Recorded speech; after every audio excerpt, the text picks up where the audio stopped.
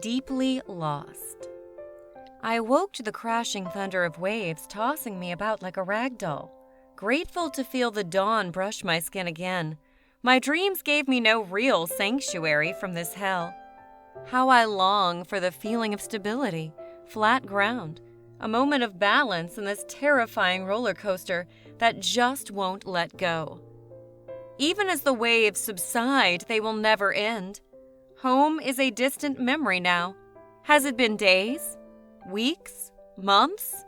Who knows at this point? The days have blended together like a crude finger painting.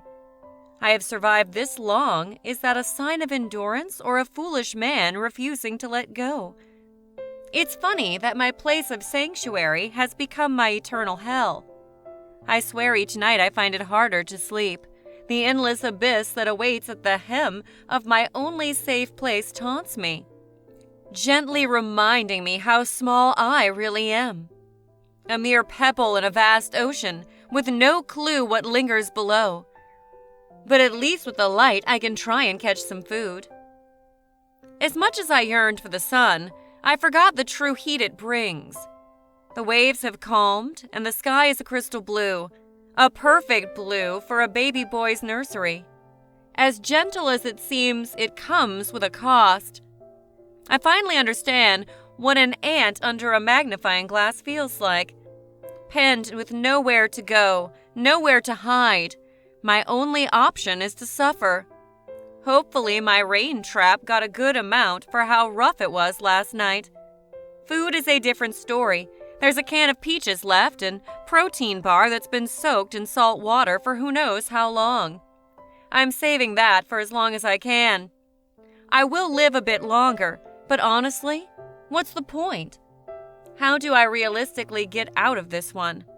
Katie must think I'm dead by now, and I don't blame her. I miss her. Waking up and feeling her hair brush my face, smelling her perfume as she waltzes down the stairs, like my very own supermodel. Memories have become the only thing that's true to me now. As the days pass, I feel myself getting lost in the memories. Yesterday, I swore I smelled grass. Fresh, cut grass, not the relentless fragrance of the ocean salting my nose into oblivion. That moment lingered with me for the rest of the day. Part of me hates setting the line in the morning. The sharp hook beckons to puncture. I must be slow and steady. The tension fills my soul like a surgeon starting a life-saving heart surgery.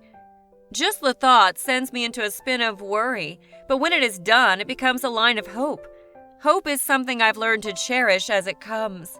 From small to large, those moments mean everything. I managed to bottle the water from the traps. Still surprises me how much they collect. But with this heat, I need every drop. It's been 4 days since I caught anything, and my insides feel like they are sucking my ribs like a vacuum. Keeping track of what I consume gives me something to ground me to reality out here. But with knowledge comes with a toll. I know that this is not sustainable. I reached that conclusion a while ago now. I can't cook what I catch, so there's always a risk, but at this point I feel a hunger that is all-consuming. The pain burrows at me like a grub through bark, slowly grinding, but always there. It's getting cooler, which means my chances at a meal are closing fast. The line has become my only focus. Nothing else matters in the moment. I'm a sprinter at the Olympics, waiting for the gun. If there was ever a time, it would be now. These fish are more active as dusk approaches. Locked in place, my heart skips a beat. As a faint ripple echoed from the line, I have learned that this moment requires patience. Pull too soon, then everything could slip from your grasp. I have to stop myself from letting excitement from fogging my judgment. As sudden as the change of the winds, the line jerked with a tremendous force. This is a moment I have yearned, no, prayed for. With no hesitation, I pull at the line like a man possessed. I can feel my heart beating in my chest as I fight with whatever is on the other end of the line. My arms feel like I've slept on them both for weeks from fatigue, but I must push on. I need this. As I gaze into the bottomless pit beneath me, a faint silhouette rises. Adrenaline fills my veins and feeling of weakness is gone for a moment. I pull and I pull. Every inch closer the silhouette draws, I feel stronger. The battle is almost won. The shadow becomes clearer, but the danger of jeopardizing my raft comes with it.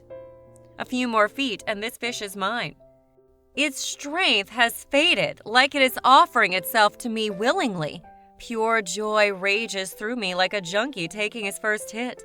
The fish is in my hands. Lifting him from the water, it's as beautiful as a Van Gogh painting. Pearlescent shades of blue and yellow remind me of Van Gogh's Starry Night painting, Katie's favorite. The fish must weigh at least 13 pounds, enough to give me a chance. Ecstasy has taken control. Leaping to my feet with the fish above my head, I scream. But all good out here comes with a cost. With the strength of a 12 gauge, it whipped its body and began to struggle. In the moment of celebration, my judgment had lapsed. I didn't kill the fish. I fight to keep control of the weakness that returned, and as fast as hope filled me, my high crashes. It launches back towards the sea as I hopelessly grasp the air behind it. A heaviness bellows in the pit of my stomach. It was there. I had it, but it slipped through my hands as if I was clutching sand. Gone. As the night draws, all sense of hope drains from me, like 1,000 leeches are sucking at my life essence. The orange whispers of dusk dance on the horizon. The final act of beauty before the endless shroud of darkness engulfs my tiny, tiny world.